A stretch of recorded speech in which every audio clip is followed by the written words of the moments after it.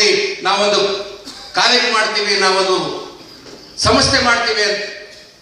ಇದಕ್ಕಾಗಿ ಮೀಸಲಲ್ಲ ನಾವು. ಇವತ್ತು ನಮ್ಮ ಜೊತೆಲೆ ಇವತ್ತು ಜಯರಾಮ್ ಅವರು ಹೇಳಿದಂಗೆ ಇವತ್ತು ನಮಗಲ್ಲ,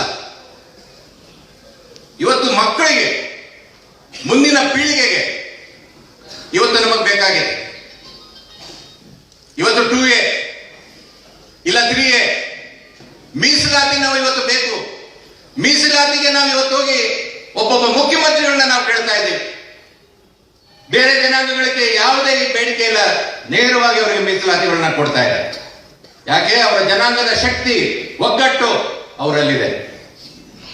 ಇವತ್ತು ನಾವು ಬೇಡಿಕೆಗಳನ್ನ ಇಟ್ಕೋಬೇಕು. ಪ್ರತಿ ಮುಖ್ಯಮಂತ್ರಿಗಳ ಹತ್ರ ಹೋಗಿ ಬೇಡಿಕೆಯನ್ನ ಕೇಳ್ತೀವಿ, ನಾವು ಕೊಡಿ ನಾವು. ಯಾಕಂದ್ರೆ ನಮ್ಮ ವೈಫಲ್ಯತೆ, ನಾವು ಒಗ್ಗಟ್ಟಾಗಿದ್ದೀವಿ, ನಾವೆಲ್ಲರೂ ಕೂಡ ಗುಂಪಾಗಿದ್ದೀವಿ. ಮುಂದಿನ ದಿನ ರಾಜಕೀಯಗಳಲ್ಲಿ ಏನಾದರೂ ನಿರ್ಣಯ ಮಾಡೋ ಶಕ್ತಿ ಈ ಜನಾಂಗಕ್ಕೆ ಇದೆ, ಒಗ್ಗಟ್ಟಾಗಿದ್ದಾರೆ ಅನ್ನೋದನ್ನ ನಾವು ತೋರಿಸಬೇಕಾಗಿರೋ ಪರಿಸ್ಥಿತಿ ಇವತ್ತು ಬಂದಿದೆ. ಇವತ್ತು 2A ಕೊಟ್ಬಿಟ್ಟಿದ್ದಾರೆ.